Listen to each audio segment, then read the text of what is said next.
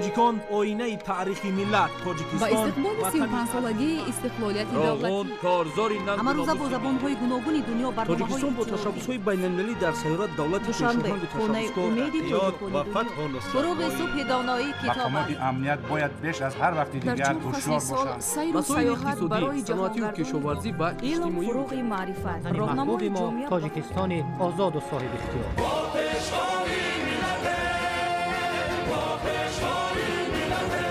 دوست باشید، اتفاق باشید، شکرانه همین دولت کنید، شکرانه همین سرزمین کنید، شکرانه کنید که چنین وطن عزیز و محبوب دارید.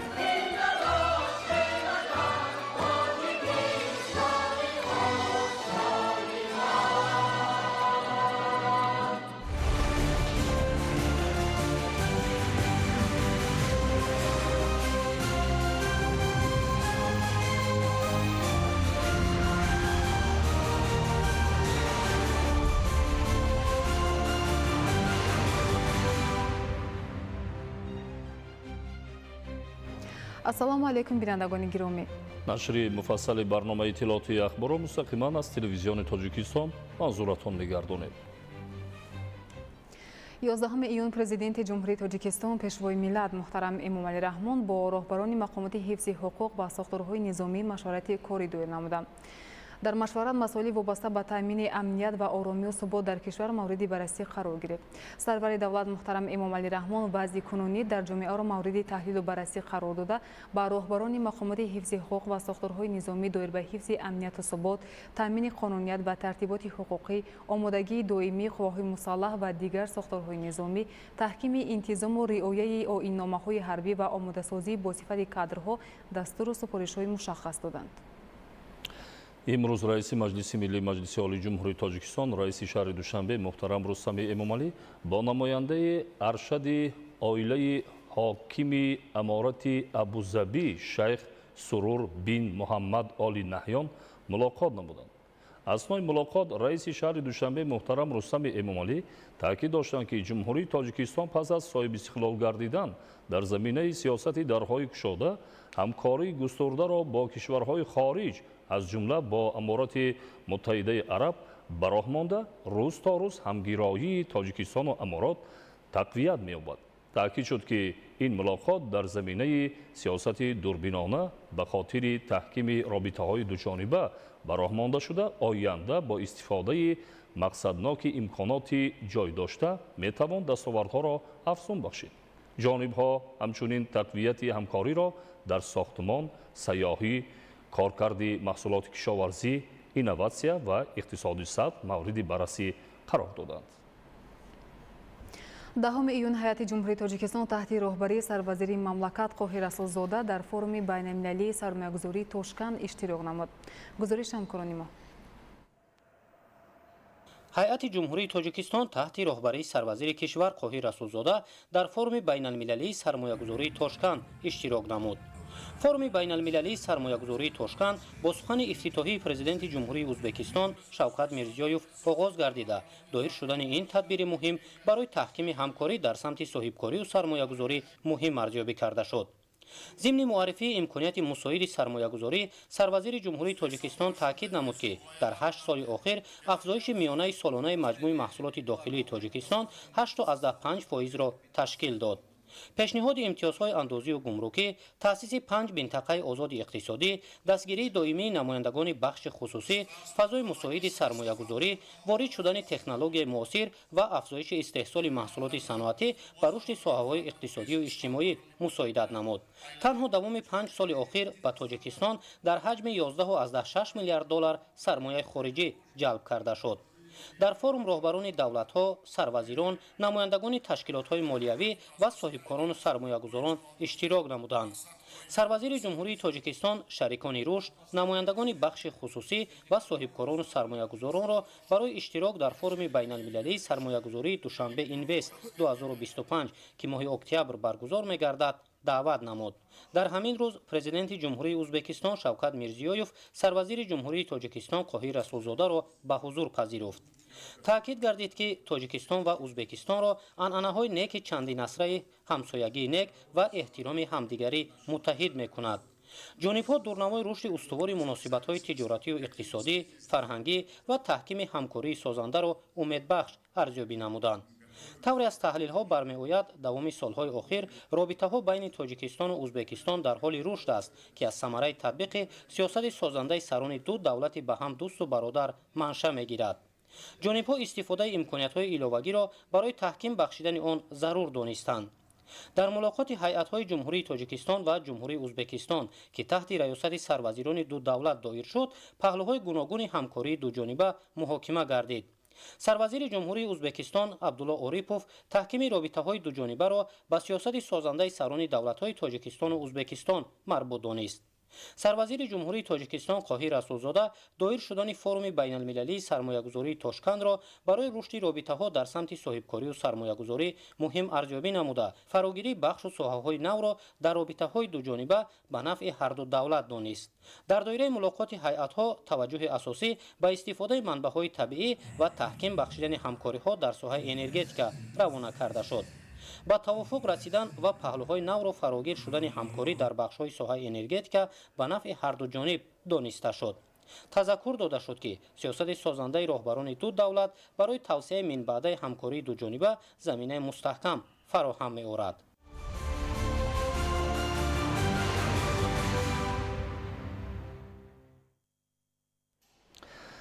сарвазири ҷумҳурии Тоҷикистон Қоҳир Расулзода бо раиси шӯрои нақлиёти роҳи оҳани кишварҳои иштирокдори Иттиҳоди давлатҳои мустақил, директори генералии ҷамъияти саҳомии кушодаи роҳи оҳани Русия Олег Белозёров мулоқот намуд.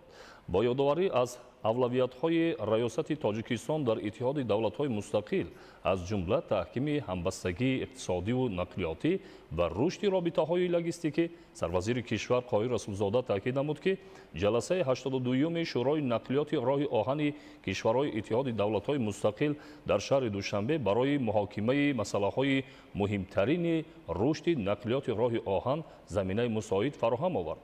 дар ин замина зикр шуд ки мушкилоти геоиқтисодии муосир аз кишварҳои Иттиҳоди давлатҳои мустақил тақозо менамояд ки дар рушди инфрасохтори устувор бо эътимод ва самараноки нақлиёти ҳамоҳангии бештар дошта бошанд.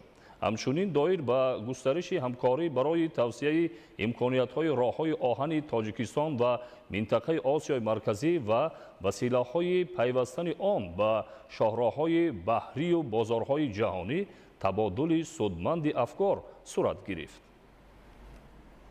дар шаҳри Душанбе ҷаласаи 82-юми шӯрои нақлиёти роҳи оҳани кишварҳои Иттиҳоди давлатҳои мустақил баргузор гардид ки 11 масъалаи муҳими марбут ба ҳамкории мақомоти роҳҳои оҳани кишварҳои аъзои Иттиҳоди давлатҳои мустақил баррасӣ шуд.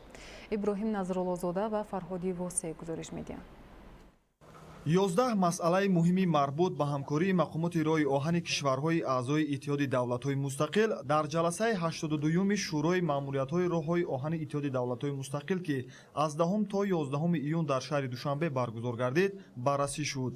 дар доираи ин ҷаласа намунаи дастовардҳои соҳаи нақлиёти роҳи оҳани Тоҷикистон, инчунин саноатчиёну кишоварзони мамлакат ва ҳунарҳои мардумӣ ба намоиш гузошта шуданд ки роҳбарони маъмуриятҳои роҳҳои оҳани кишварҳои Иттиҳоди давлатҳои мустақил ва ҳайатҳо онро тамошо карданд. дар кори ҷаласаи 82-юми шӯрои маъмуриятҳои роҳҳои оҳани Иттиҳоди давлатҳои мустақил, муовини сарвазири мамлакат Усмоналӣ Усмонзода ва роҳбарони маъмуриятҳои роҳи оҳани кишварҳои Иттиҳоди давлатҳои мустақил иштирок намуданд. зимни баргузории чорабинии масъулини корхонаи воҳиди давлатии роҳи оҳани Тоҷикистон доир ба дастовардҳои соҳаи нақлиёти роҳи оҳани Тоҷикистон дар солҳои охир ибрози назар намуданд. инчунин дар ҷаласа комёбиҳои соҳаи нақлиёти роҳи оҳани Тоҷикистон дар солҳои соҳибистиқлолӣ муаррифӣ карда шуд. ҳамзамон доир ба фаъолияти шӯро ва таҳкими ҳамкории давлатҳои аъзои шӯрои маъмуриятҳои роҳҳои оҳани Иттиҳоди давлатҳои мустақил маърузаҳо карда шуд. дар ҷаласа роҳбарони маъмуриятҳои роҳи оҳани кишварҳои Иттиҳоди давлатҳои мустақил ва давлатҳои Балтика масъалаҳои марбут ба фаъолияти мунтазами хоҷагидорӣ ва молиявии идораҳои роҳи оҳан, сиёсати тарифӣ дар соҳаи ҳамлу нақли байналмилалӣ бор ва мусофирон, таҳияи нақшаҳои ҳамкории минбаъдаи маъмуриятҳои роҳи оҳан ва дигар масъалаҳои муҳими соҳаро баррасӣ намуданд. Бояд тазаккур дод, ки шабакаи роҳи оҳани иттиҳоди давлатҳои мустақил яке аз низомҳои бузургтарини нақлиёти ҷаҳонӣ буда, дар рушди долонҳои байналмилалии интиқоли транзитии байни давлатҳо нақши муассир мебозад. Иттилоъ дода шуд, ки шӯрои маъмуриятҳои роҳҳои оҳани иттиҳоди давлатҳои мустақил 14 феврали соли 1992 дар асоси созишнома оид ба мақомоти ҳамоҳангсозии нақлиёти роҳи оҳани иттиҳоди давлатҳои мустақил таъсис дода шуд. ҳоло дар кори шӯро маъмуриятҳои роҳҳои оҳани Тоҷикистон, Қазоқистон, Қирғизистон, Ӯзбекистон, Арманистон, Беларус, Молдова, Озарбойҷон, Туркманистон ва Федератсияи Русия иштирок менамоянд. Инчунин маъмуриятҳои роҳҳои оҳани Гурҷистон, Ҷумҳурии Исломии Эрон, Латвия ба ҳайси узви вобаста ва маъмуриятҳои роҳҳои оҳани Литва, Эстония тибқи созишномаҳои алоҳида фаъолият доранд. Маврид ба зикр аст, ки ҷаласаҳои шӯро, ки ҳамасола 2 маротиба гузаронида мешаванд, масъалаҳои ҳалталаби соҳавӣ аз қабили фаъолияти роҳҳои оҳан дар самтҳои байналмилалӣ, истифодаи якҷоя ва нигаҳдории техникаи парки вагонҳои боркашу контейнерҳо, қоида ва шароити мусофирбарию боркашонӣ, ҷадвали ҳаракат ва нақшаи ташаккули қатораҳо, таъмини бехатарии ҳаракати қатораҳо, коркарди системаи қайду ҳисоббаробаркуниҳо барои корҳои иҷрошудаю хизматрасониҳо, ҳамкории илмӣ-техникӣ, рушди ҳудуди ягонаи иттилоотӣ ва дигар масъалаҳои марбут ба фаъолияти нақлиёти роҳи оҳанро баррасиву ҳал менамояд.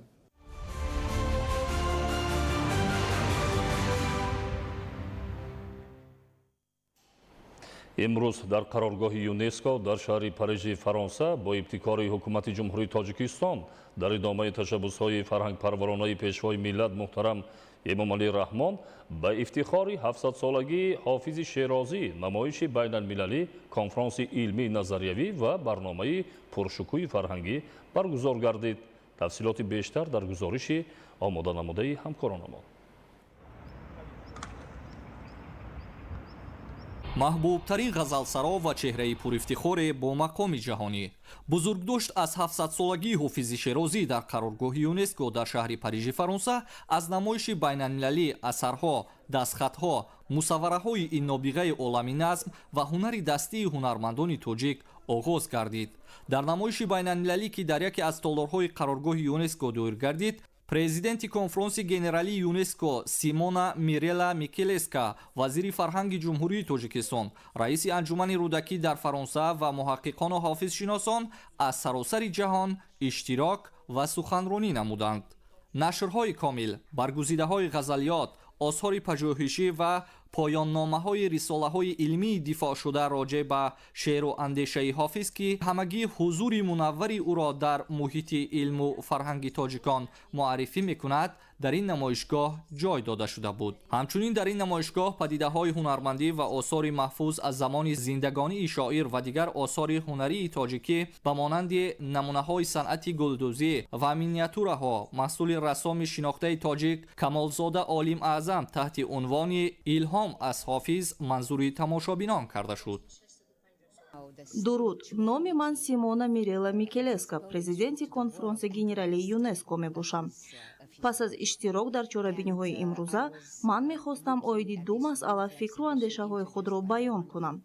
Якум ин, ки имрӯз дар ЮНЕСКО ситораи дурахшон ин Ҷумҳурии Тоҷикистон буд.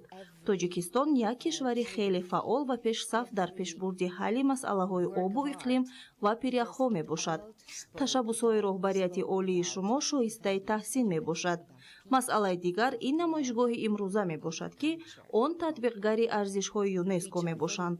Он дастхатҳое, ки имрӯз ман дар намоишгоҳ бахшида ба бузургдошти 700-солагии Ҳофизи Шерозӣ дида намудам, он корҳое, ки аз ҷониби ин шоири Машриқзамин ба анҷом расидааст, аз аҳамияти бузурге бархурдор мебошанд. чорабинӣ дар сатҳи олӣ гузашт ва мо шоҳиди он будем, ки Тоҷикистон на танҳо дар самти обу иқлим, балки дар самти фарҳанг низ хеле фаъол мебошад. ман Масъуди Миршаҳӣ ҳастам аз Париж ва مسئول انجمن رودکی در تالار یونسکو هستیم، تالار نمایشگاه و همونطور که می‌بینید نمایشگاه به مناسبت 700 سال با حافظ از دست‌نویس‌ها و یادگارهایی که در تاجیکستان بوده است به اینجا آمده است و اکنون در سطح جهانی به نمایش درآمده است و کسانی که علاقه‌مند هستند در این سازمان معتبر فرهنگی جهانی خواهند آمد و این نمایشگاه را خواهند دید. اهمیت حافظ برای تمام دوستان ادبیات و عرفان و اینا خیلی خیلی بزرگ است، کلان است و در طول این روز جلسه چندین نکته مهم برای عمیق کردن موضوع چیز مفهوم شعر حافظ و شناسایی اون شخصیت مهم که مثل بیدل از بزرگترین شاعرای донья ми башат. Меня зовут Надежда Здравкова из Болгарии. Я очень рада, что меня пригласили участвовать на очень красивом и важном и хорошем мероприятии для Таджикистана сегодня в Париже, в головном офисе ЮНЕСКО. Начинается и проходит специальное мероприятие по поводу, которое связано с поэтом, писателем и философом Хафез Ширази. ЮНЕСКО Таджикистан отмечает это мероприятие, связано с древней таджикской культурой, историей и поэзией. Сегодня начался официальное открытие этого мероприятия. پس از این نمایش کنفرانسی علمی بین‌المللی تحت عنوان 700 سال با حافظ بخشیده به بزرگداشت حافظ شیرازی در تالار پرشکوه قرارگاه یونسکو در پاریژ دایر کرده شد. در این کنفرانس بین‌المللی از 17 کشور دنیا دوستداران علم و ادب، حافظ شناسان و محققان شناخته جهانی با بیش از 90 معروضه و پیشنهادها عاید به آثار جانبخش و ماندگار و انسانگرا و صلح محوری خواجه حافظ شیرازی و جایگاه و مقام او در ادبیات جهان اشتراک و سخنرانی نمودند. جریان کنفرانس بزرگداشت شاعر توانمند تاجیک و فارس حافظ شیرازی را زیاده از 600,000 نفر در تمام جهان طریق پخش مستقیم که در سامانه رسمی یونسکو راه اندازی گردیده بود دیدن نمودند. دانشمندان ضمن معروضه های علمی خویش تاکید داشتند که حافظ نه تنها شاعر یک ملت بلکه سرمایه گرانبها برای تمام بشر است. او با اشعار عمیق، اندیشه‌ورز و الهام بخش خود نه تنها دلهای مردم پارسی زبان را تسخیر کرده بلکه قلب‌های میلیون‌ها انسان را در اقصای نقاط جهان نیز به خود جلب نموده است. غزلیات او آینه تمام نمای فرهنگی عرفانی، اخلاقی و فلسفی مشرق زمین است و همچنین مورد توجه پژوهشگران و دوستداران ادبیات قرار دارد. گفته شد که در جمهوری تاجیکستان حافظ از دیر باز تا امروز مورد احترام و عشق خاص مردم ما قرار دارد. آثار اون نه تنها در نظام تعلیم و تربیت بلکه در زندگی روزمره، آیین‌ها و فرهنگ شفاهی مردم ما جایگاه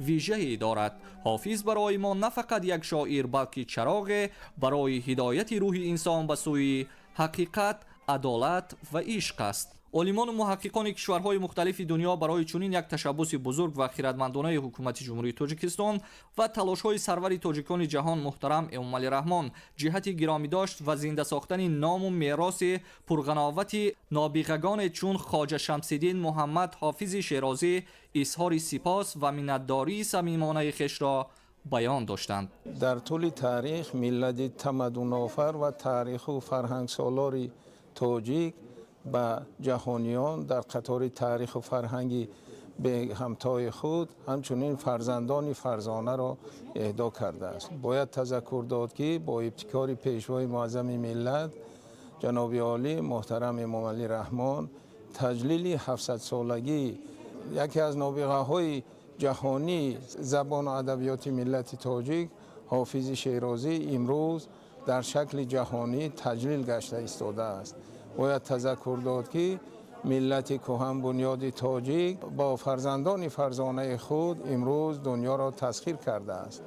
واقعا آثار گرانبها به شبیه و ارزشمندی حافظ شیرازی بعد از سپری شدن بیش از 700 سال هنوز اهمیت و قدر و قیمت خود را گم نکرده است، بلکه برعکس امروز بیش از هر وقت در عالم نفوذ و آبرو دارد و پیشگام جامعه می باشد که باعث سرفرازی و افتخار ما وارثان اوست. ҳамчунин дар доираи бузургдошт аз 700-солагии ҳофизи шерозӣ дар қароргоҳи юнеско дар шаҳри Парижи, Фаронса, барномаи фарҳангии рӯзи шашмақоми тоҷик бо иштироки ҳунармандони ансамбли давлатии шашмақоми ба номи Фазлиддин Шаҳобов ва ансамбли рақсии Гулрез доир карда мешавад. дар барномаи фарҳангӣ бо иштироки сарояндагони тоҷик ва ҳамовозии оркестри ҳунарии Париж таронаҳо аз эҷодиёти ҳофизи шерозӣ иҷро мегардад.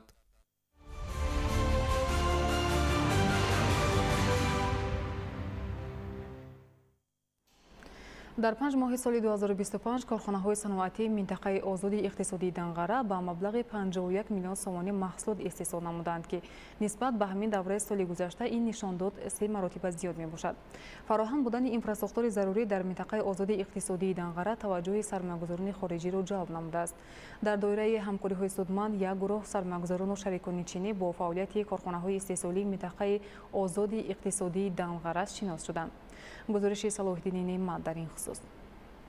ҷумҳурии мардумии чин дар байни ширкатҳои асосии тиҷоратии Тоҷикистон яке аз ҷойҳои намоёнро ишғол менамояд.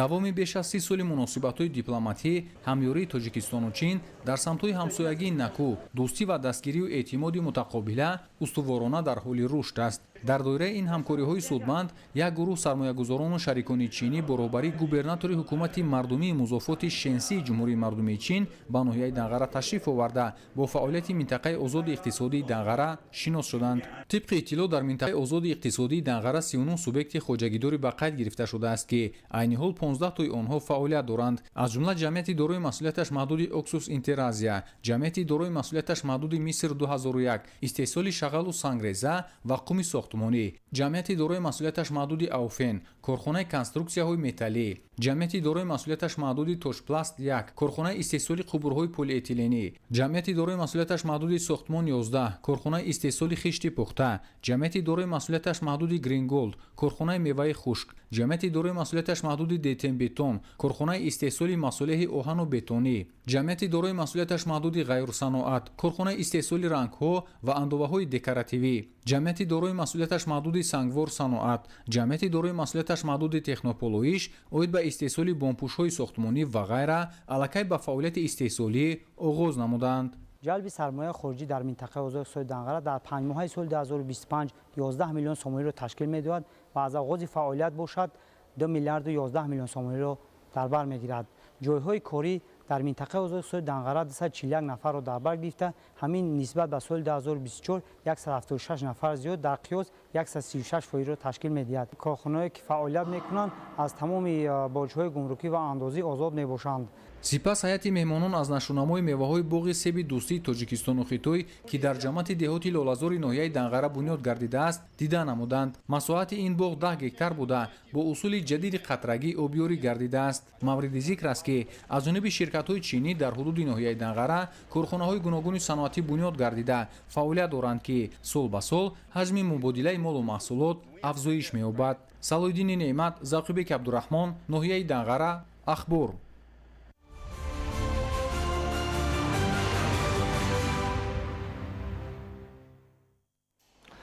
дар замони ниҳоят пуртазоди ҷаҳонишавӣ инсоният ба мушкилоту таҳдидҳои нав рӯбарӯ аст, ки ҳаллу фасли онҳо танҳо тавассути ақлу хирад ва фарҳанги инсонпарварона имконпазир аст. дар чунин марҳила падидаи манфӣ бо роҳи гумроҳсозӣ, шомил кардани ҷавонон ба гурӯҳҳо ва ҳаракатҳои бадхилоф зуҳур кардааст, ки оқибатҳои ташвишовар дорад. бо назардошти пешгирии чунин зуҳурот, худшиносии миллӣ, меҳанпарварӣ ва дарки соҳибдавлатӣ тақозо гардида, ифтихор аз давлати соҳибистиқлол, арзишҳо ва дар партави сиёсати созандаву дастовардҳои он ташаккули андешаи миллӣ омили асосии рушд, аз ҷумла устувории пояҳои давлатдорӣ мегардад.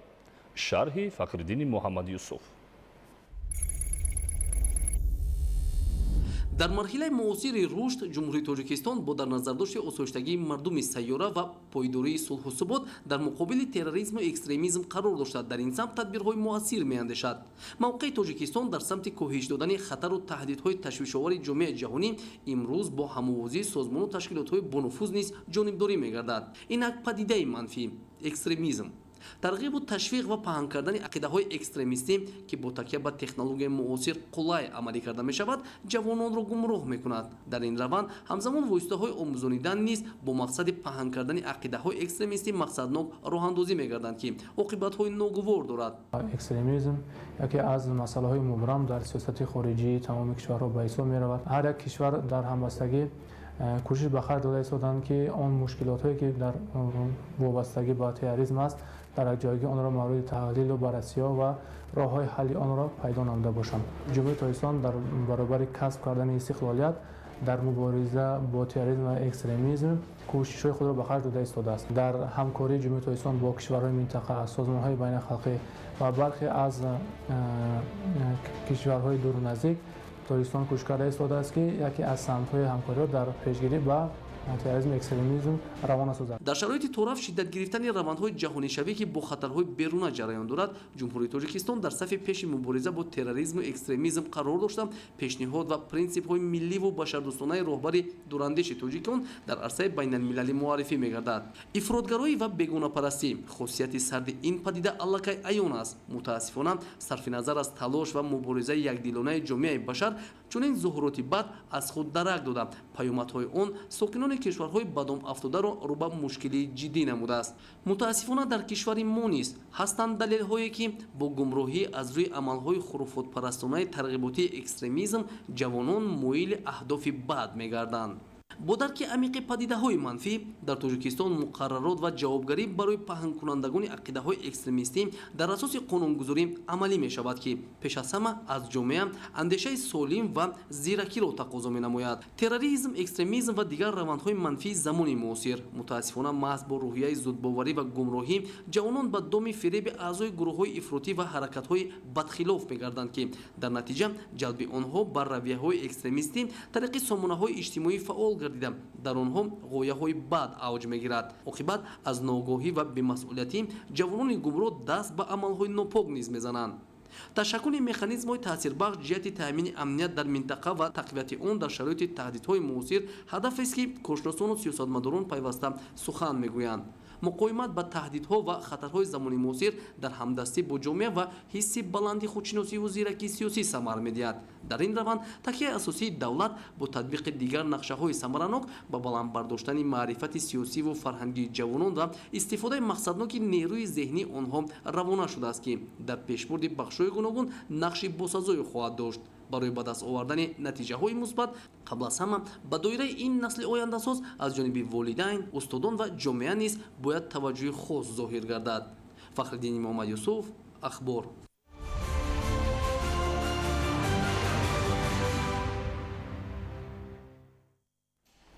дар ноҳияи дӯстӣ корҳои сохтмонӣ ва азнавсозии муассисаҳои таълимӣ бо имкониятҳои нави илмомӯзӣ дар ҳоли анҷомёбӣ қарор дорад. инчунин ҷиҳати истифодаи оқилонаи замин тадбирҳои мушаххас андешида мешавад. гузориши Муҳаммад Раҷаб Абдуллозода ва Давлати Файзулло. давлату ҳукумати кишвар аз солҳои аввали соҳибистиқлолӣ ба пешрафти илму маориф ҳамчун омили асосии тараққиёти тамоми соҳаҳои ҳаёти ҷомеа таваҷҷӯҳи махсус зоҳир намуда ин сиёсатро ҳамаҷониба таҳким, рушд ва тақвияту идома дода истодааст. дар ноҳияи дӯстии вилояти Хатлон дар ин самт таваҷҷӯҳ зоҳир гардида дар самти бунёду ба истифода додани муассисаҳои наву замонавӣ иқдомҳои нав ба нав идома дорад. дар ноҳия сохтмони бинои иловагӣ назди муассисаи таҳсилоти миёнаи умумии рақами 3 воқеъ дар деҳаи Анорбоғи ҷамоати деҳоти Ҷиликул бо маблағи 4 млн 820 000 сомонӣ бунёд шуда дорои 10 синфхонаи иловагӣ буда бо 480 ҷойи нишаст таъмин мегардад.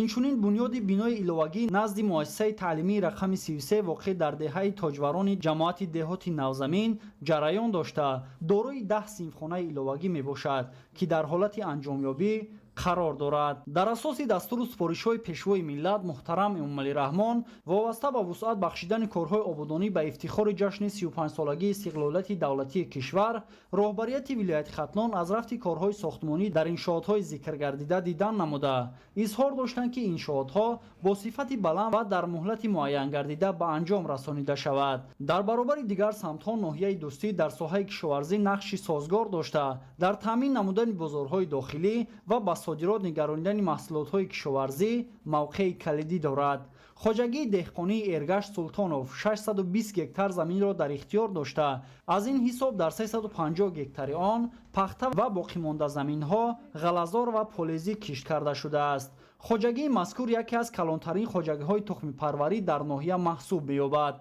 در نتیجه تدبیرهای از جانب حکومت مملکت در ناحیه عملی گردیده و زحمت صافدلانه کشاورزان، سطح تامین‌ناکی اهالی به محصولات اساسی غذایی در دوره صاحب استقلالی مملکت افزایش یافته که این از محصول دست دهقان و زحمت و تلاش‌های آنها دلالت می‌دهد. زحمتکشان ناحیه دوستی امسال در میدان 14270 گکتار کشتی زراعت‌های گوناگون کش کردند که عین حال این نمود زراعت‌ها علاقه یک قسمی آنها پخته رسیده ما با بازارهای داخلی و خارجی کشور صادرات کرده ایستادیم. اینچنین بازارهای ولایت و جمهوری همان را تامین کرده ایستادیم. در ناحیه خوجگی دهقانی ریگر دوستی فعالیت می‌نماید که میدان عمومی خوجگی 3 گکتار زمین را در بر گرفته سمتش انگور پروری می باشد که حالا مرحله اولی جمع‌آوری حاصل انگور آغاز شده، علاقه به خارج از کشور صادرات آن براه مانده شده است.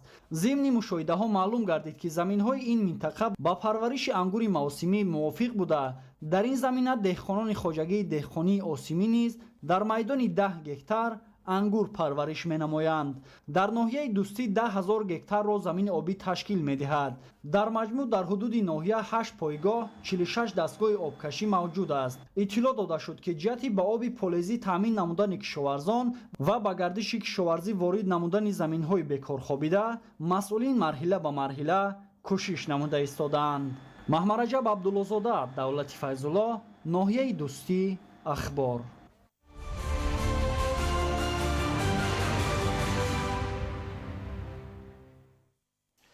дар хоҷагиҳои кишоварзии ноҳияи спитамин ҷамъоварии ғала идома дорад.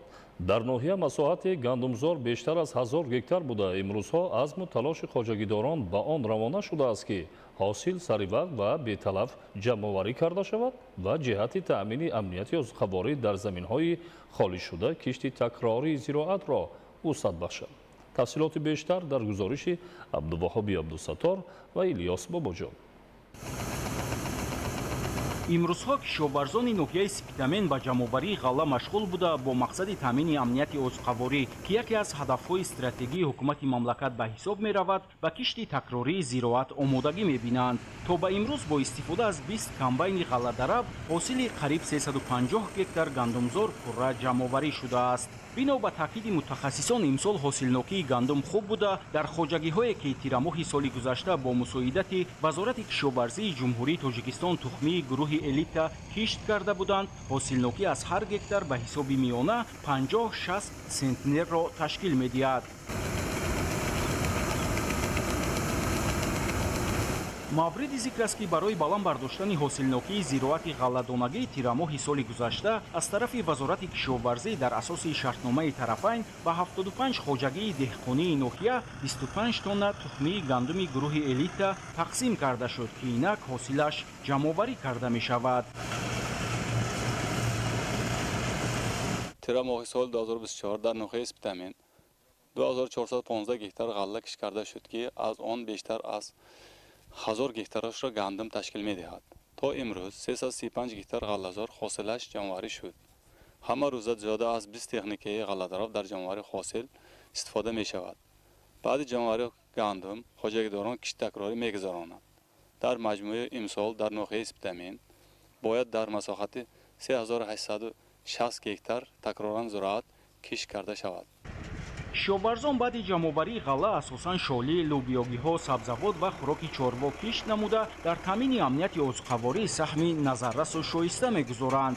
дар ноҳия бо мусоидати мақомоти маҳал ҷиҳати саривақту беталаф ҷамъоварӣ кардани ҳосил имконияту иқтидорҳои мавҷуда самараноку оқилона истифода мешавад. хоҷагидорон дар як рӯз бештар аз 100 гектар гандумзорро дараб ва коҳи онро тойбандӣ намуда ҳамчун хӯроки чорво барои давраи зимистон захира менамоянд.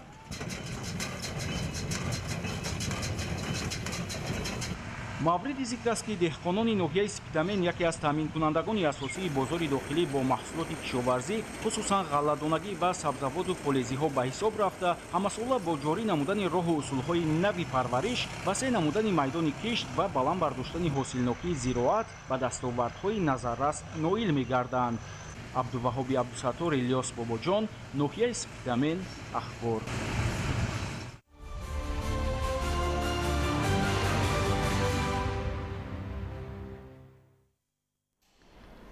соли равон дар ҳамаи шаклҳои хоҷагидории шаҳри Истарафшан дар майдони 20153 гектар гандуму ҷави тирамоҳию баҳорӣ кишт карда шуд ва имрӯз хоҷагидорони минтақаи поёни шаҳр ба дарави ғалладонагиҳо шурӯъ карданд.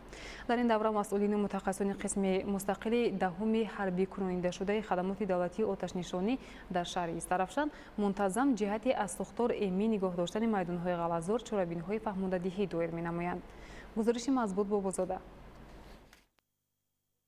пеш аз оғози маъракаи дарави 20153 гектар гандуму ҷави тирамоҳию баҳорӣ ки 17167 гектараш дар ҳоҷигиҳои деҳқонӣ ва кооперативҳои истеҳсолии тиҷоратӣ кишт карда шудааст, масъулин ва муҳандисону мутахассисони қисми мустақили даҳуми ҳарбикунонидашудаи хадамоти давлатии оташнишонӣ дар шаҳри Истарафшан нақша чорабинии мушаххас оид ба пешгирӣ намудани сӯхтори ногаҳонӣ тартиб дода, имрӯз ҳамаи наздик 300 техникаи даровкунандаи тойбанд ва боркашро таҳти назорат қарор доданд.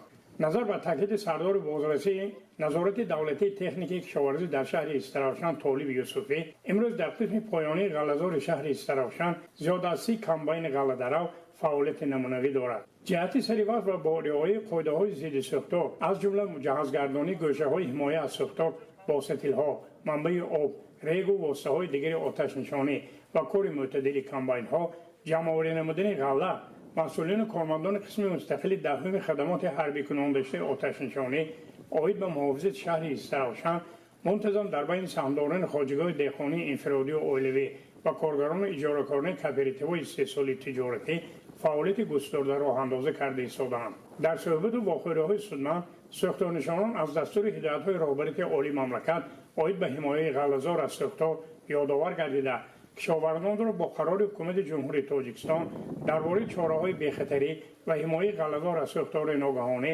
ошно месозанд. дар ин баробар мутахассисону муҳандисони қисми мустақили оташнишонӣ майдонҳои кишти ғалладонаро дар хоҷигиҳои деҳқонӣ ва кооперативҳои кишоварзии 10 ҷамоати деҳот таҳти назорат қарор дода, комбайнҳои ғалладарав, таҷҳизоти тойбандӣ ва нақлиёти боркашро муоина мекунанд. мақсади асосии гузарондани чунин чорабинӣ ба саҳми иштирокчиёни ҷамъоварии зироатҳои ғалладона омӯзонидани қоидаҳои назорати давлатии бехатарӣ аз сӯхтор мебошад. ташкили саривақтии суҳбатҳо, санҷишҳои муштарак дар ҳамбастагӣ бо масъулини мақомоти иҷроии ҳокимияти давлатии шаҳри Истарафшан ва назорати қатъии майдонҳои ғалла кишт гардидааст ки кишоварзони ҳамаи шаклҳои хоҷагидории шаҳр ҷиҳати беталаб ҷамъоварӣ намудани ғаллазор дар гирду атрофи киштзор, юнушхову ҷоримакка барои дону силос, полизиву картошка ва пиёз кишт намуданд. ин аз як ҷиҳат пурсамар истифодабарии заминҳоро таъмин гардонад, аз ҷониби дуюм ҳамчун хатти муҳофизатӣ ғаллазорро аз сӯхтори ногаҳонӣ эмин нигоҳ медорад. Мазбут Бобозода, Умарҷон Юсуфов, шаҳри Истарафшан, ахбор.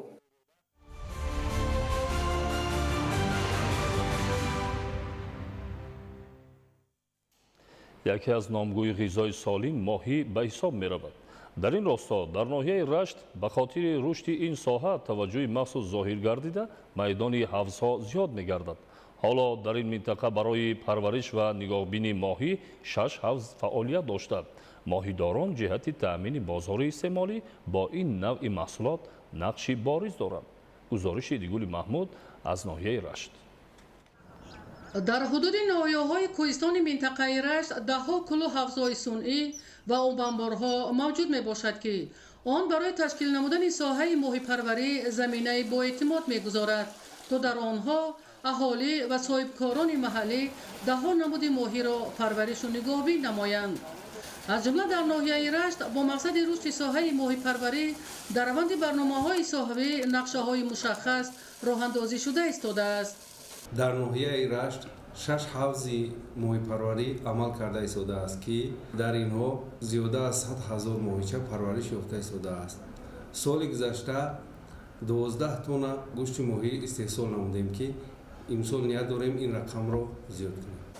дар ҳудуди як қатор ҷамоатҳои деҳоти ноҳияи рашт ва соҳили дарёи сурхоб, камароб, тагоба, ясманду ҳоид ба оби меҳнат, соҳибкорон кӯлҳои сунъӣ ва обанборҳо ҳамчун ҳавзҳои моҳипарварӣ истифода мебаранд, ки ин раванд як қатор мушкилиҳои зиёде дорад, то парваришу нигоҳубини моҳӣ ба талабот ҷавобгӯ бошад, зеро мавқеи ҷойгиршавии онҳо ба талабот ҷавобгӯ набуда дар бештари ҳолатҳо бар асари офатҳои табиӣ ва обхезии дарёҳо боиси хисороти ҳавзҳо мегардад.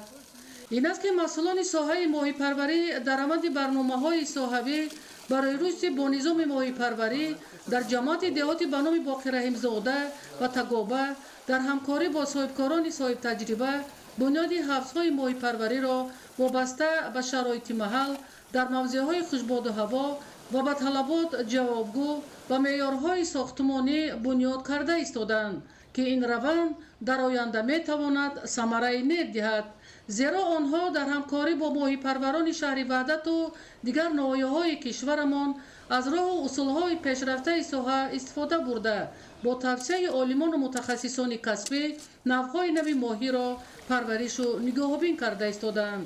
ҳоло дар қаламрави ҷамоатҳои шаҳраку деҳоти ноҳияи рашт аз ҳисоби соҳибкорон сохтмони се ҳавзи моҳипарварӣ дар арафаи анҷомёбӣ қарор дошта, аз рӯи нақша бунёди ду ҳавзи дигар оғоз мегардад, то дар оянда истеҳсоли гӯшти моҳӣ афзоиш дода шавад. Идигули Маҳмуд, Додарҷони Мирзозода барои барномаи ахбор аз ноҳияи Рашт.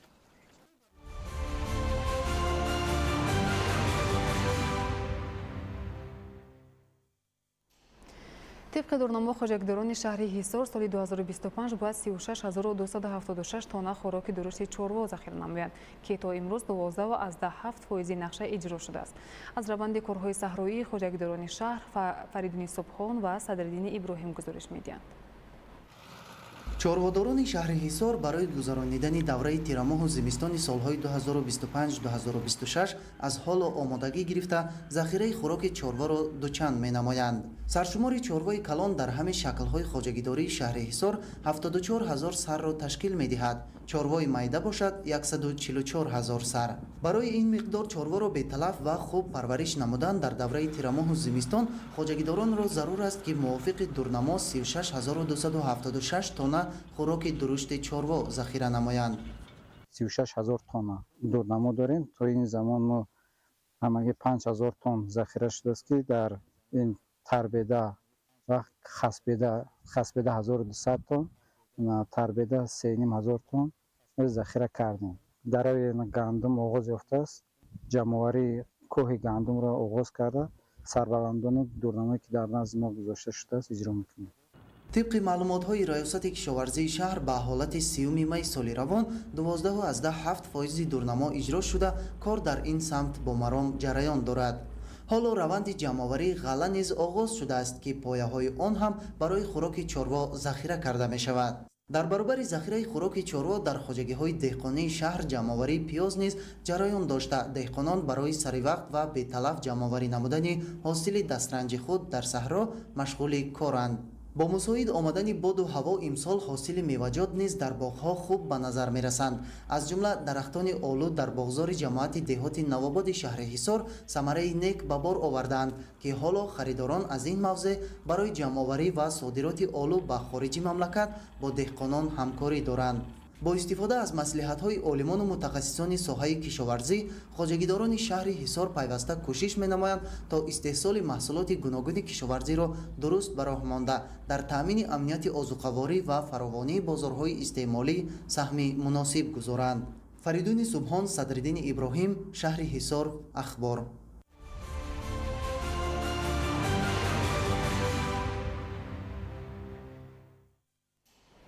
амалишавии ҳадафу афзалиятҳо ва вазифаҳои стратегияи рушди зеҳни сунъӣ то соли 2040 ба рушди устувории кишвар мусоидат намуда дар ин замина сатҳи зиндагии шоистаи аҳолии тоҷикистон таъмин мегардад. дар ин хусус Дилшод Ҳакимзода гузориш медиҳад. ташаккули суръати баланди даромаднокии иқтисоди миллӣ дар замони зуд тараққиёбандаи ҷаҳон ба истифодаи технологияҳои пешқадаму муосир марбут аст. бинобар ин ҳукумати мамлакат хосатан президенти ҷумҳурии тоҷикистон пешвои миллат муҳтарам эмомалӣ раҳмон ба ин соҳа аҳамияти махсус зоҳир намуда оид ба корбарӣ ва истифодаи васеъи технологияҳои рақамӣ пайваста тадбирҳои судманду самарабахш меандешанд. дар заминаи эълон гардидани солҳои рушди иқтисоди рақамӣ ва инноватсия стратегияи рушди зеҳни сунъӣ дар ҷумҳурии тоҷикистон барои давраи то соли 2040 қабул гардида мавриди амал қарор дорад, чунки зеҳни сунъӣ падидаи нав буда бо дар назардошти раванди ҷаҳонишавии рушди илму техника ворид ва истифода гардидани технологияҳои пешқадаму муосир дар ҳама соҳаҳои иҷтимоию иқтисодӣ хеле муҳим мебошад. ин аст ки дар муассисаи давлатии таълимии коллеҷи технологии шаҳри душанбе конференсияи ҷумҳуриявии илмии амалӣ дар мавзӯи нақш ва таъсири зеҳни сунъӣ дар рушди технологияҳои инноватсионӣ баргузор гардид ки дар он олимону коршиносон маъруза намуданд. гуфта шуд ки дар заминаи рушди нерӯи зеҳнӣ сатҳи истифодаи дастовардҳои илм дар истеҳсолот баланд гардида метавонад дар иҷрои ҳадафҳои стратегии тоҷикистон замина гузорад, чунки асоси зеҳни сунъиро таъмини соҳаҳо бо технологияҳои рақамии иттилоотиву коммуникатсионии пешрафта ташкил медиҳад. бо дар назардошти таҷрибаи ҷаҳонӣ истифодаи зеҳни сунъӣ дар соҳаҳои иҷтимоию иқтисодӣ аз ҷумла маориф, тандурустӣ, меҳнат, саноат, кишоварзӣ, ҷалби сармоя ва хизматрасонӣ зарур арзёбӣ мегардад. имрӯз ҷорисозии зеҳни сунъӣ дар тамоми соҳаҳои фаъолияти инсон нақши муҳим дошта тавассути пешбурди фалсафаи тараққиёти ҷаҳишӣ метавонад яке аз қувваҳои пешбарандаи иқтисодиёт гардад ва ҳосилнокиву самаранокии меҳнатро ба маротиб зиёд намояд. тоҷикистон бо истифода аз унсурҳои зеҳни сунъӣ ба амалишавии ҳадафҳои стратегӣ аз ҷумла рушди энергияи сабз, иқтисоди рақамӣ, ҳукумати электронӣ ва дигар афзалиятҳои миллӣ ноил гардида дар ин асно ба қатори кишварҳои пешқадам ворид мегардад. дилшод ҳакимзода, мақсади мақсад, ахбор.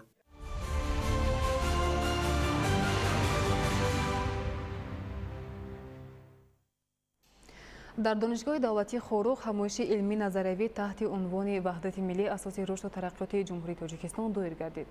шарҳи бештар дар гузориши моҳираи тоҳир. ваҳдати миллӣ яке аз сарчашмаҳои асосии бунёдкориву сарҷамъӣ ва пешбурди сиёсати давлатдорӣ маҳсуб ёфта дар таърихи навини тоҷикон барои ба ҳам омадани миллат, муҳофизат кардани истиқлолияти комили давлатӣ, тарҳирезии низоми ҳуқуқӣ, шаклгирии иқтисодиёти миллӣ, таҳияи низоми адолати иҷтимоӣ, ҳифз ва рушди фарҳанги пурғановат, илму маориф ва дигар ҷанбаҳо нақши беназир дорад. маҳз ҳамин фазилатҳои неки ваҳдат боис гардиданд ки мардуми тоҷик онро посу геромӣ дошта дар арафаи ҷашнгирии ваҳдати миллӣ ҳамоишҳои илмиву назариявӣ, чорабиниҳои муҳими сиёсӣ доир шуда истоданд. чунин як ҳамоиши илмии назариявӣ дар донишгоҳи давлатии хорух ба номи академик моёншоҳ назаршоев дар мавзӯи ваҳдати миллӣ асоси рушду тараққиёти ҷумҳурии тоҷикистон доир гардид. дар оғози кори ҳамоиши илмии назариявӣ қайд гардид ки тоҷикистони соҳибистиқлол дар ин муддати барои таърих кӯтоҳ ба дастовардҳои арзандаву сазовор ноил гардидааст. иброз гардид ки кишвари азизи мо ба шарофати ҳамбастагии халқи шарифи тоҷик таҳти роҳбарии давлату ҳукумати ҷумҳурӣ роҳ ба сӯи музаффариятҳои бузург пеш гирифт. пойдории сулҳу ваҳдати миллӣ ва устувории истиқлолияти давлатӣ дар ҳар қадам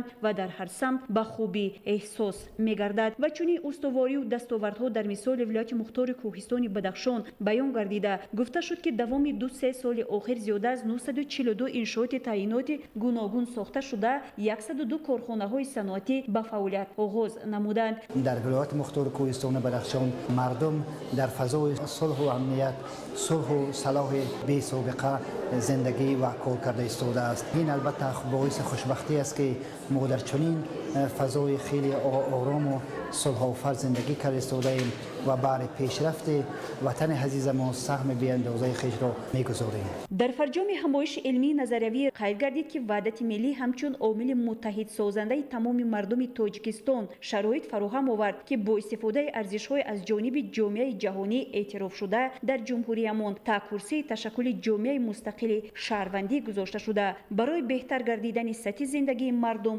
ободӣ ва ояндаи давлати соҳибистиқлоламон заминаи мусоид муҳайё гардид. моҳираи тоҳир, муборакшои рустам, шаҳри хорух, ахбор.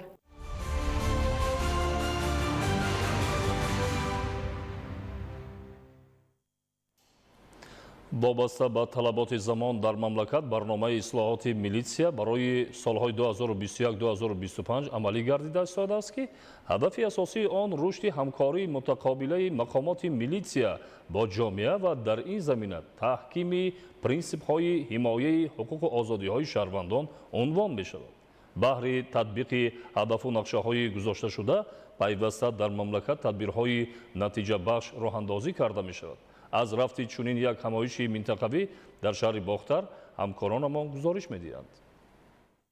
баргузории мизи мудаввар дар шаҳри бохтар дар мавзӯи баланд бардоштани самаранокии ҳамкории милитсия бо аҳолӣ дар масъалаҳои ҳифзи тартиботи ҷамъиятӣ, пешгирии ҷинояткорӣ ва фаъолияти шӯроҳои ҷамъиятӣ, масъулин, кормандони соҳа, аъзоёни шӯроҳои ҷамъиятӣ ва дигар мутасаддиёну коршиносонро ба ҳам овард. гуфта шуд ки ҳадафи барномаи ислоҳоти милитсия ин тағйир ва такмил додани сохтори ташкиливу ҳуқуқӣ, самтҳои асосӣ, принсипҳои фаъолият, мавқеи милитсия дар низоми мақомоти иҷроияи маҳаллии ҳокимияти давлатӣ, рушди ҳамкории мутақобила бо ҷомеа, тартиби қабул ва адои хизмат, кафолати давлатии ҳуқуқӣ ва иҷтимоӣ, таъминоти молиявӣ ва моддиву техникӣ, дигаргун намудани симои иҷтимоии корманд ва назорати фаъолияти милитсия мебошад. аз ин лиҳоз таҳкиму тавсия ёфтани ҳамкориҳои мутақобила миёни кормандони мақомоти милитсия ва ҷомеаи шаҳрвандӣ бахусус ташкилу ҷонок намудани фаъолияти шӯроҳои ҷамъиятӣ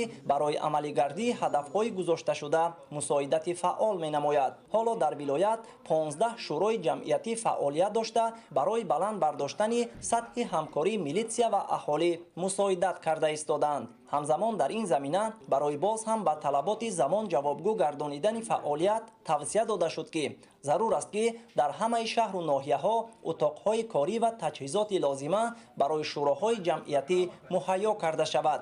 дар идома вобаста ба масъалаҳои марбут ба мавзӯи кори мизи мудаввар, муҳокимаронӣ ва барои рушди минбаъда миёни иштирокчиён саволу ҷавоб, муҳокима ва таклифу пешниҳодҳо сурат гирифт. исмоил соҳибназарён, мусои нурмуҳаммад, шаҳри бохтар, ахбор.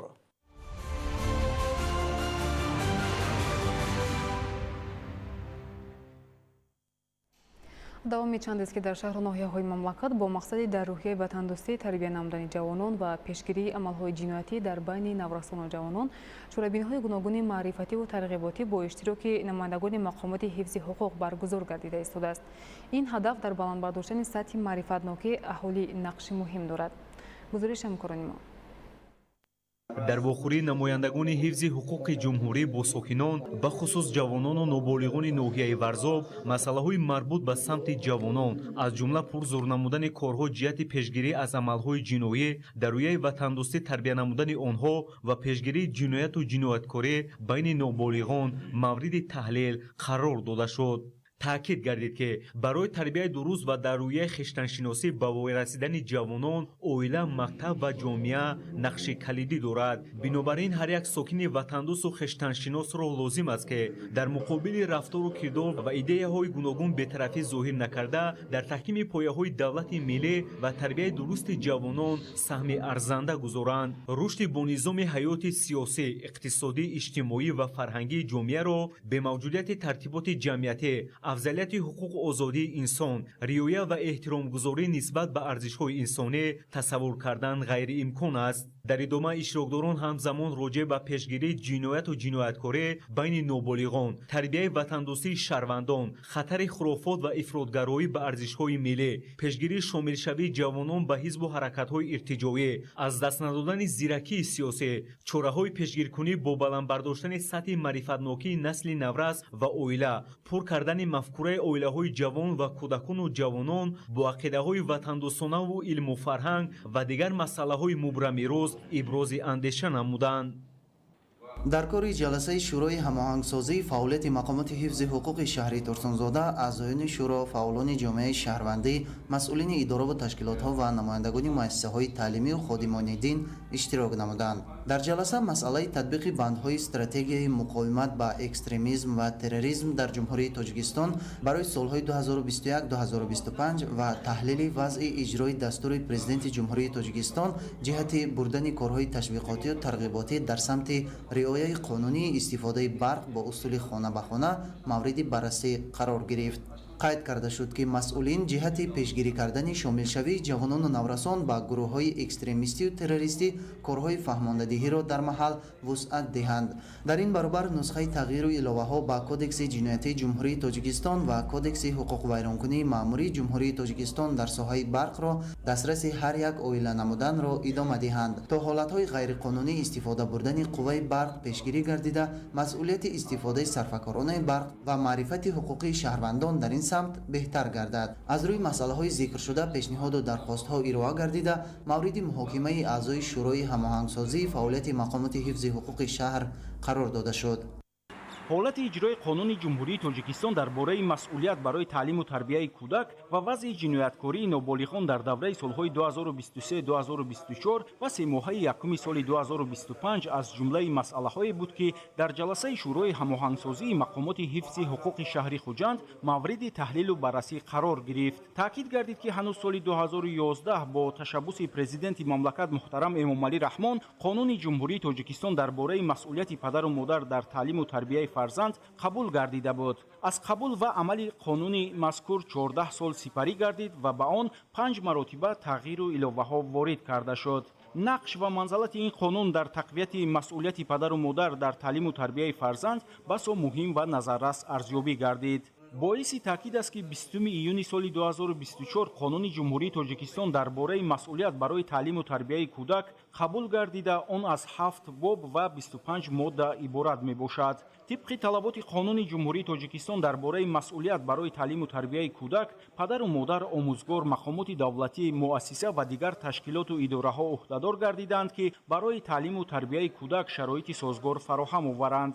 аз ҷумла дар асоси моддаи 15 қонуни мазкур падару модар дар таълиму тарбияи кӯдак ӯҳдадор буда вазифа доранд ки барои гирифтани таҳсилоти миёнаи умумии наврасон монеъ нашуда шароити заруриро муҳайё созанд ва бо ин мақсад онҳоро бо лавозимоти хониш таъмин намоянд. аммо дар давраи ҷанбастӣ нисбат ба баъзе падару модарон барои монеа гардидан ба таҳсили фарзандон парвандаҳои ҷиноятӣ оғоз карда шудааст. дар ҷаласа раисони маҳаллаҳо, нозирони минтақавӣ, масъулони шӯъбаи маориф, бахши кор бо ҷавонон, занон ва оила, инчунин имомхатибони масоҷиди шаҳр вазифадор карда шуданд ки ҷиҳати татбиқи ҳамаҷонибаи қонуни ҷумҳурии тоҷикистон дар бораи масъулият барои таълиму тарбияи кӯдак ва пешгирии ҷинояткорӣ дар байни ноболиғон корҳои фаҳмондадиҳиро бештар ба роҳ монанд.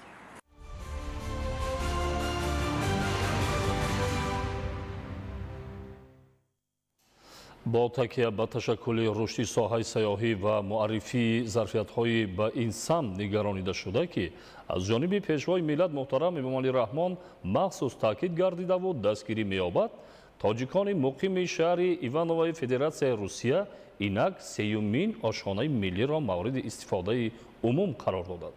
Иброҳим Назруллозода ва Хуршеди Саидаҳмад гузориш медиҳад. фарҳангу санъати миллӣ ва хӯрокҳои хуштаъми тоҷикӣ дар шинохти мардуми соҳибтамаддуни мо аз ҷониби фарзандони ватандӯсти тоҷик берун аз марзи кишвар бо такя ба ташаккули рушди сайёҳӣ ва муаррифии зарфиятҳои ба ин самт нигаронида шуда ки аз ҷониби пешвои миллат муҳтарам Эмомалӣ Раҳмон махсус таъкид гардидаву дастгирӣ меёбад, тоҷикони муқими шаҳри Ивановои Федератсияи Русия инак сеюмин ошхонаи миллиро мавриди истифодаи умум қарор доданд. дар шаҳри Иваново ки намояндагони қавму миллатҳои гуногун ҳаёт ба сар доранд, мавқеъгирии ин иқдом бесабаб набуда, ҳамватанони мо бо ба истифода додани чунин як макони фароғату истироҳат тасмим доранд бузургтарин фарҳанги миллии худро ба оламиён ошно созанд. дар ин чойхона асосан хӯрокҳои миллӣ пешкаши мизоҷон мегардад. аз ҷумла хӯрокҳои ба монанди оши палов, хурутоб, шакароб, лағмон, самбуса, дигар хӯрокҳои миллӣ пешкаши мизоҷон мегардад.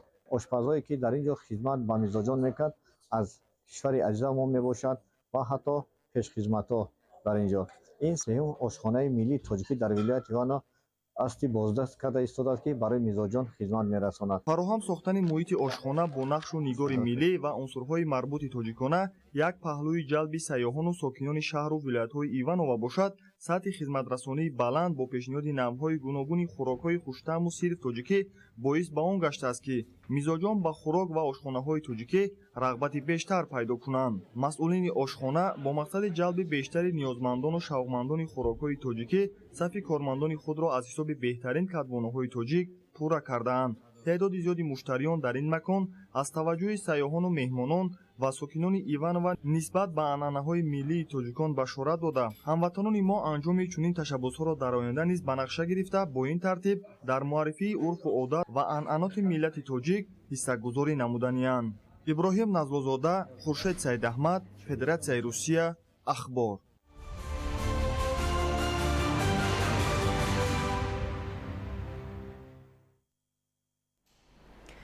با مقصد پیشگیری نمودن ویرانشوی بر محل راه‌های اتومبیلگردی استفاده عموم شروع از 1 ایونی سال روان محدودیت‌های موسمی وزن در واسطه‌های نقلیات جاری کرده شد. وابسته به رعایت حتمی طلبات‌های جاری نمودن ریاست خدمات دولتی نظارت و تنظیم در ساحه نقلیات در منطقه کلوب به طور دائمی فعالیت خود را به راه ماندند تا پیشگیری بر محل ویرانشوی راه‌ها تامین کرده شود. جزئیات بیشتر در گزارش عالم ناصرزاده.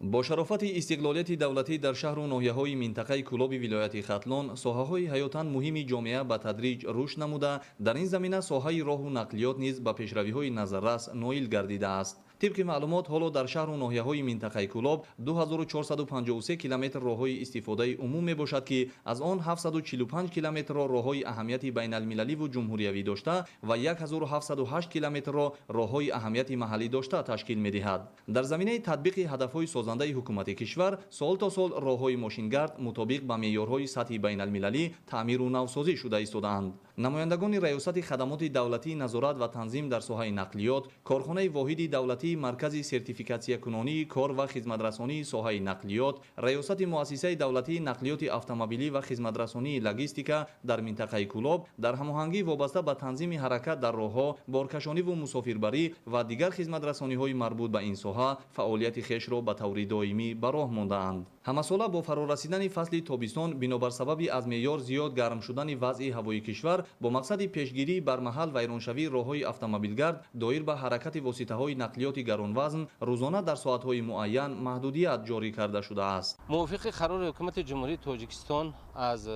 8 نوامبر سال 2011 سال تحریر رقم 569 در قلمرو جمهوری تاجیکستان محدودیت موسمی مقرر کرده شده است.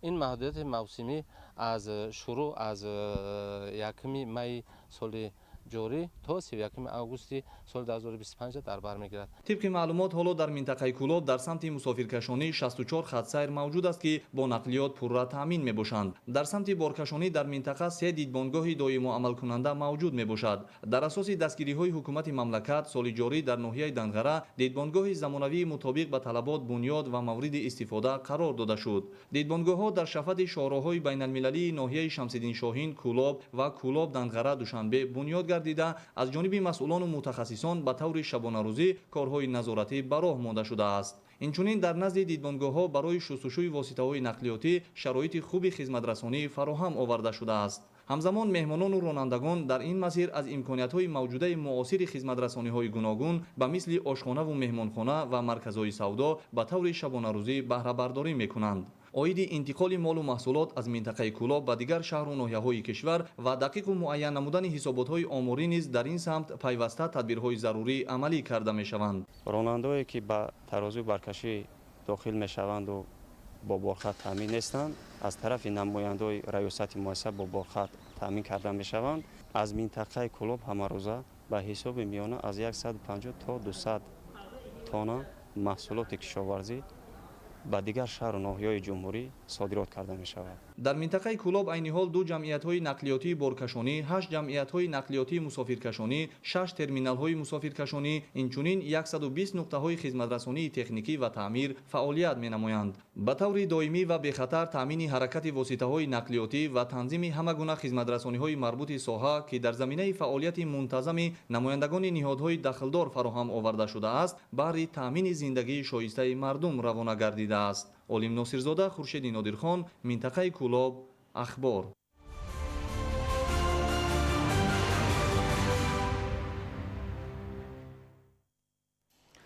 дар шароити нави дигаргуншавии иқлим ва ташкил шудани фермаҳои чорво ки саршумори асосии он ба хоҷагиҳои деҳқониву фермерӣ тааллуқ доранд, мубориза бар зидди бемориҳои сироятӣ ва зоонозҳо аҳамияти муҳим дорад. ҳамгироии илм бо истеҳсолот ва омӯзиши мутахассисони соҳаи чорводорӣ ҷиҳати пешгирӣ ва мубориза бо бемориҳои сироятии чорваю парранда дар шароити дигаргуншавии иқлим мусоидат мекунад. шарҳи бештар дар таҳияи Мансури Ҷалол. бо мақсади мубодилаи таҷриба, баланд бардоштани сатҳи дониши мутахассисон ва дарёфти роҳҳои нав барои пешгирии бемориҳои сироятӣ ва зоонозҳо бо ибтикори Институти тибби ветеринарии Академияи илмҳои кишоварзии Тоҷикистон дар ҳамкорӣ бо Пажӯҳишгоҳи илмии ветеринарии шаҳри Ланчжоуи Ҷумҳурии Мардумии Чин, Корхонаи илмию истеҳсолии Авивак ва Маркази таъминоти ветеринарии Федератсияи Русия ҳамоиши илмии амалии байналмилалӣ таҳти унвони усулҳои инноватсионӣ ва муосири ташхис, пешгирӣ ва табобати бемориҳои сироятӣ дар паррандапарварӣ ва чорводории саноатӣ баргузор гардид. ин пеш аз ҳама баррасии масъалаҳои мубрами соҳаи чорводорӣ ва паррандапарварӣ мебошад. олимон ки аз кишварҳои гуногун иштирок карданд, аз таҷрибаи худ маълумот дода табодули таҷриба карда шуд. ҳадафи конфронс баррасии масъалаҳои мубрами илм ва амалияи ветеринарӣ, мубодилаи маълумоти илмӣ ва таҷрибаи пешқадам, таҳкими ҳамкории байналмилалӣ, инчунин рушди усулҳои муосири ташхис, пешгирӣ ва муолиҷаи бемориҳои сироятӣ, ғайрисироятӣ ва паразитии ҳайвоноти хоҷагии қишлоқ ва паррандаҳо маънидод гардид. таваҷҷӯҳи махсус ба масъалаҳои бехатарии маҳсулоти чорво, самаранокии иқтисодии чорабиниҳои ветеринарӣ, истифодаи технологияҳои муосир дар хӯронидан ва парвариши чорво, инчунин вокуниш ба хатарҳои марбут ба тағйирёбии иқлим ва паҳншавии фаромарзии бемориҳо равона карда шуд. баргузории мунтаззами чунин конфронсҳо ба табодули таҷриба ва ҳамкориҳои судманди илмӣ, рушди соҳа ва таъмини бехатарии озуқавории кишвар мусоидат менамояд.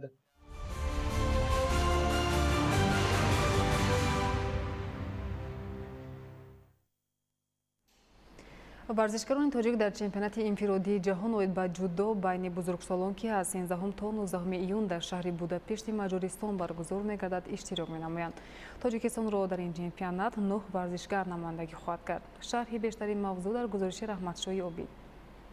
чанд рӯз қабл дастаи мунтахаби Тоҷикистон бо мақсади иштирок дар чемпионати ҷаҳон ба Аврупо сафар карданд. чемпионати ҷаҳон аз 13 то 19 июн дар шаҳри Будапешти Маҷористон баргузор мешавад. то ҳол барои иштирок дар мусобиқа дар пойтахти Маҷористон 548 варзишгар, 286 мард ва 262 зан аз 92 мамлакат иштирок мекунанд. Тоҷикистонро дар чемпионати инфиродии ҷаҳон оид ба ҷудо дар Будапешт 9 варзишгар дар рақобатҳо намояндагӣ хоҳанд кард. дар вазни то 60 килограмм Тоҷикистонро дар чемпионати ҷаҳон Меҳрӯз Суфиев, дар вазни то 66 кило Эмомалӣ Нуралӣ, боз як варзишгари дигар Обид Ҷебов Тоҷикистонро дар чемпионати ҷаҳон маъруфӣ хоҳад кард. дар вазни то 73 кило Абубакр Шеров, яке аз варзишгарони умедбахш. дар вазни 73 кило боз варзишгари дигари тоҷик Беҳрӯзи Хоҷазода дар чемпионати ҷаҳон иштирок хоҳад кард. дар вазни то 81 килограмм Сомон Маҳмадбеков, яке аз варзишгарони маъруфи кишвар, барандаи медали биринҷии чемпионати ҷаҳон бозиҳои олимпӣ дар соли 2024. дар вазни 100 кило чемпионати ҷаҳон дар Будапешт дӯстдоштаи мухлисон Ҷонгир Маҷидов Тоҷикистонро маъруфӣ хоҳад кард. ҳамчунин нафари дуввум дар вазни то 100 кило Тоҷикистонро Кароматло Ҳакимов маъруфӣ хоҳад кард. дар вазни ҷамъи 100 кило яке аз ситораҳои ҷудои тоҷик Теймур Раҳимов ҳимоя хоҳад кард. варзишгарони тоҷик дар рақобатҳои инфиродӣ барои 14 маҷмӯи медалҳо 7 вазн байни мардон 7 вазн байни занон талош хоҳанд кард. тибқи дастури мусобиқот рақобатҳо ҳар рӯз дар як вазн миёни мардон ва дар як вазн байни занон доир мешавад.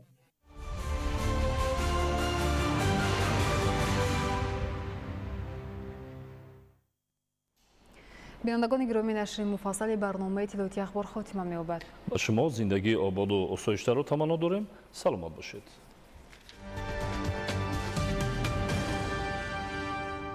салом бинандагони гиромӣ, шуморо бо вазъи ҳавои мамлакат барои пагоҳ 12 июни соли 2025 шинос менамоем. متخصصان агентии обу ҳавошиносии мамлакат иттилоъ медиҳанд ки дар вилояти мухтори кӯҳистони Бадахшон ҳавои тағйиробанда пешгӯӣ шуда дар баъзе ноҳияҳо борони кӯтоҳмуддат меборад. ҳарорати ҳаво дар ғарби вилоят шабона 12-17 дараҷа гарм, рӯзона 24-29 дараҷа гарм мешавад. дар шарқи вилоят шабона 1-6 дараҷа гарм, рӯзона 14-19 дараҷа гарм мешавад.